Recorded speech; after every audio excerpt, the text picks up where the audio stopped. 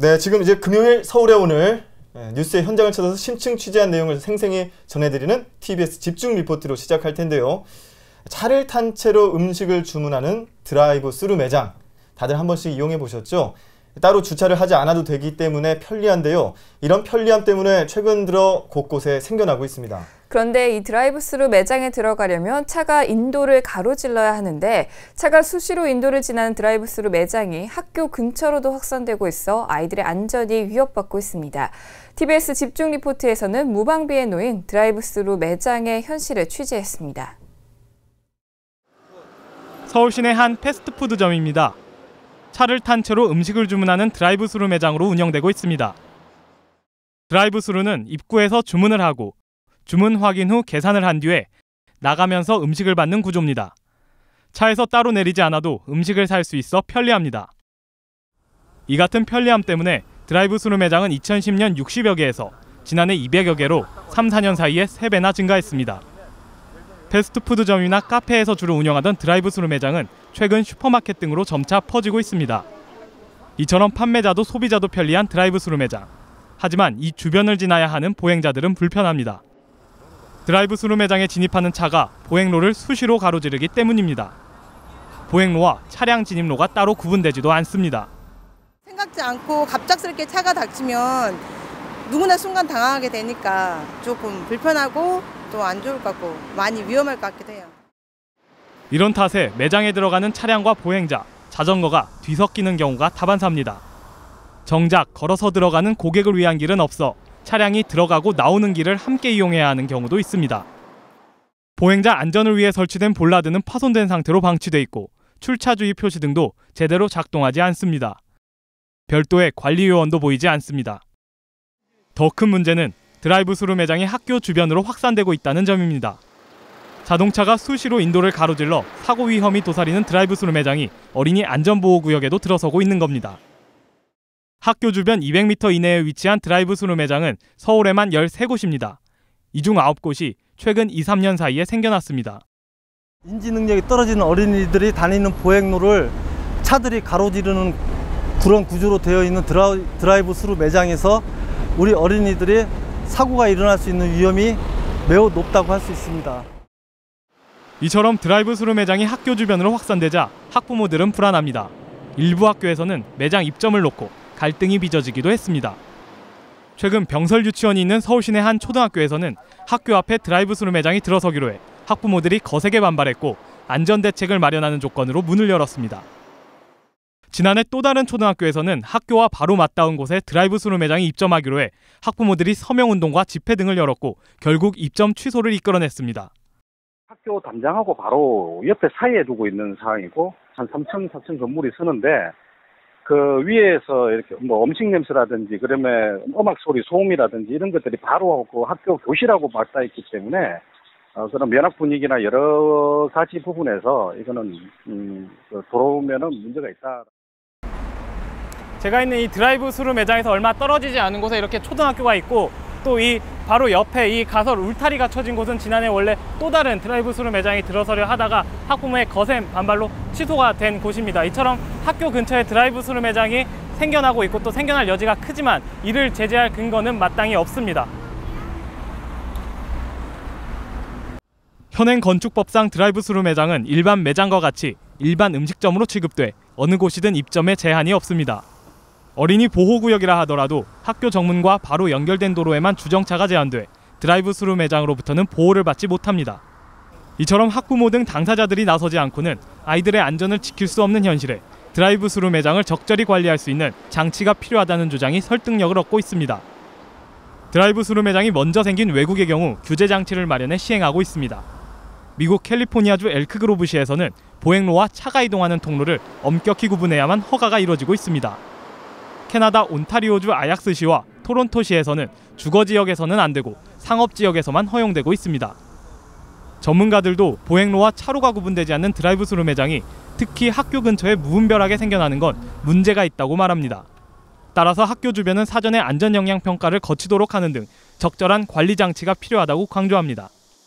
특히 어린이 집단에 있어서는 큰 문제가 될 수 있기 때문에 무조건적인 규제는 아니지만 반드시 이 드라이브 스루가 들어가는 그 지점에 대한 어떤 그 교통안전 측면에서의 검토는 해줄 필요가 있고요. 이런 거에 대한 그 대안이 꼭 마련될 필요는 있을 것 같습니다. 이 같은 문제인식에 지난해 새정치민주연합 진선미 국회의원이 학교 200m 이내에 드라이브 스루 매장을 규제하는 내용의 학교보건법 개정안을 발의했지만 1년 가까이 진전은 없습니다. 그러는 사이에 아이들의 보행 안전을 위협하는 드라이브 스루 매장은 늘어나고 있습니다. TBS 문기혁입니다. 네, 드라이브 스루 매장에 대해서 집중 리포트로 살펴봤는데요. 현장을 취재한 기자와 함께 더 자세한 이야기 나눠보겠습니다. 문기혁 기자 나와 있습니다. 어서 오세요. 네, 안녕하세요. 네. 저도 이 드라이브스루 매장을 곳곳에서 좀 보긴 했었거든요. 그런데 이렇게 최근 3년 사이에 3배 가까이 늘어났다고 하는 걸 보면 굉장히 많이 늘어난 거긴 한데요. 영상을 보니까 차가 수시로 인도를 침범해서 이 매장 안으로 들어가는 게 보행자들이 좀 불편할 것 같다는 생각도 들어요. 예, 이 드라이브스루 매장이 이렇게 앞에 차도가 있고요. 그리고 또 인도가 있고 이곳에 매장이 있는 건데 이 차가 이렇게 지나가는 차가 인도를 가로질러서 이 매장을 들어가야 됩니다. 네. 그렇기 때문에 이렇게 차가 인도를 수시로 차가 인도를 가로지를 수밖에 없는 구조인데요. 예. 그렇기 때문에 또 수시로 보행로를 침범하고 좀 이런 뒤섞이는 상황이 나오는데 한번 영상으로 보시면은 더 한번 설명을 드리겠습니다. 네. 이렇게 보행로나 차량 진입로 같은 경우가 이렇게 특별히 구분이 잘 되지 않습니다. 그리고 또 이런 탓에 매장을 들어가려는 뭐 차 그리고 보행자 이렇게 한 인도에서 뒤섞이는 경우도 상당히 많고요. 그리고 또 한 매장 같은 경우에는 그 출입로 그러니까 보행자가 들어가는 출입구와 차가 들어가는 출입구가 따로 구분이 되지 않아서 한 출입구를 차와 보행자가 같이 사용하는 그런 경우도 많이 있는데요. 결국 보행로와 차로가 구분이 되지 않는다는 건데 여기서 안전 문제가 발생을 한다는 겁니다. 도로교통공단 강수철 책임연구원의 이야기 들어보겠습니다. 네.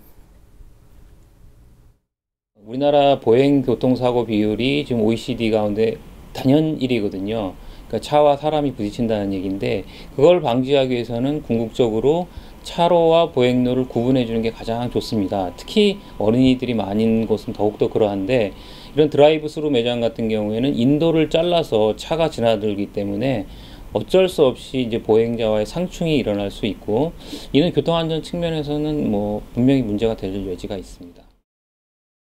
보행자와 차와의 그 교통사고 발생 비율이 OECD 국가 중에서 1위군요, 우리나라가. 예, 우리나라가 현재 1위라고. 예, 합니다. 그러면 지금 이 드라이브 스루 매장 같은 경우에는 보행자가 그 차하고 또 부딪힐 수 있는 염려가 좀 큰 곳이기 때문에 실제로 사고 사례가 있는지도 궁금한데요. 실제 이 드라이브 스루 매장으로 인한 사고 사례 있나요? 예, 실제 사고 사례도 있습니다. 지난해 인천의 한 매장에서 이 드라이브 스루 사고 매장에서 교통사고가 난 적이 있고요. 예. 그리고 또 최근에는 매장에서 자동차가 이렇게 드라이브 스루 코스를 통과하는데 그 구조물을 들이받아서 아하. 이게 뭐 운전자 과실이냐 아니면은 구조적인 문제냐 해서 소비자와 그 매장 측이 뭐 보상을 놓고 실랑이를 벌인 적도 있고요. 네. 이렇게 크고 작은 사고가 뒤따르고 있는데 근데 문제가 이런 사고에 대한 정확한 집계가 아직 없다는 겁니다. 이제 잠시 뒤에 좀 중심적으로 말씀을 드릴 내용인데 이 드라이브 스루라는 매장이라는 그 개념 자체가 최근에 좀 생겨난 개념인데 예. 이 관련 제도는 현재 미비하고요. 그리고 사고 등 어떤 이런 현실 실태 같은 경우도 전혀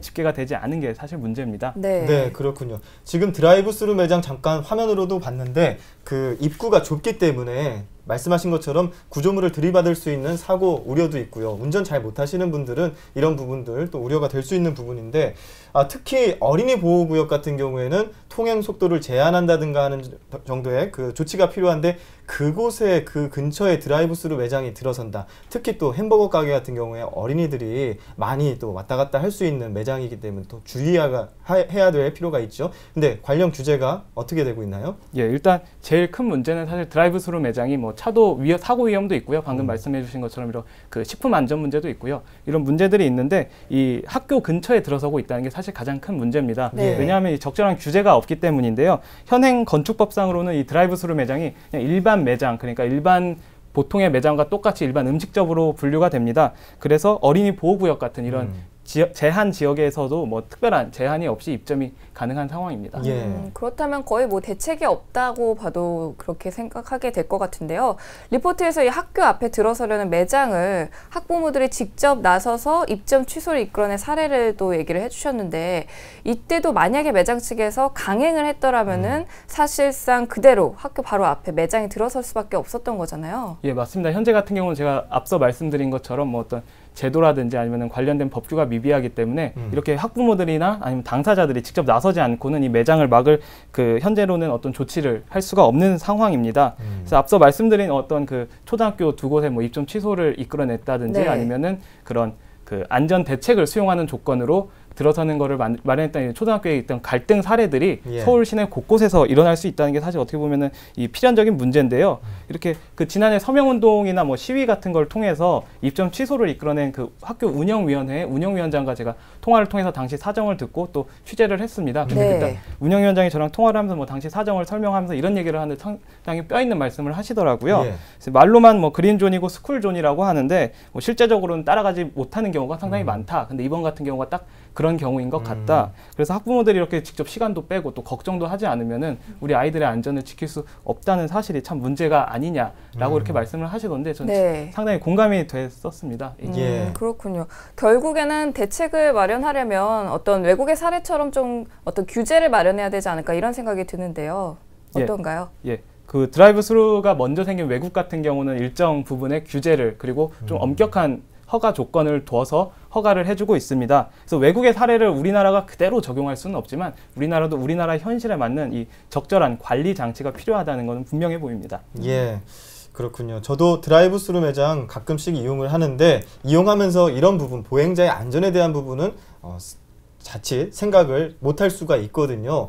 대안이 있다면 어떤 부분들 대안이 될 수가 있을까요? 사실 이 드라이브 스루 매장이라는 것 자체가 뭐 따로 주차를 하지 않아도 되고요. 그리고 또 시간도 단축할 수 있어서 편리한 건 사실입니다. 그래서 이런 드라이브 스루 매장을 무조건적으로 막을 수는 없는 건데요. 근데 또 문제가 이 드라이브 스루 매장이 최근 3년 사이에 2010년부터 지난해 기준으로 해서 한 60여 개의 드라이브 스루 매장이 3년 사이에 한 220여 개로 한 3배 정도 늘어났습니다.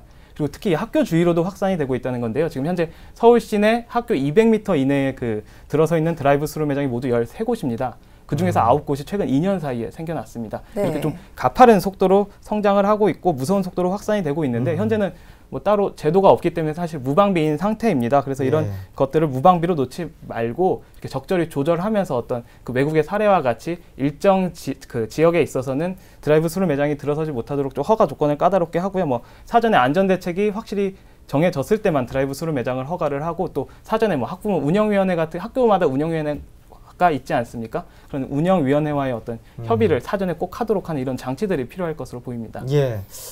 13곳 중 9곳의 드라이브 스루 매장, 그러니까 학교 근처에 있는 매장이 2년 정도 안에 모두 생겨날 정도로 정말 우후죽순처럼 생겨나고 있는데요. 학교 200m 이내에 들어서는 드라이브 스루 매장을 규제하는 법안이 발의되기는 했는데 1년째 감감무소식이라고 합니다. 아까 문 기자가 전해준 위원장 이야기처럼 스쿨존이다 뭐다 하면서 말로는 안전을 강조하는데 정작 현실은 이를 따라가지 못하는 게 아쉽습니다. 문기혁 기자와 함께 TBS 집중 리포트 살펴봤습니다. 고맙습니다. 고맙습니다.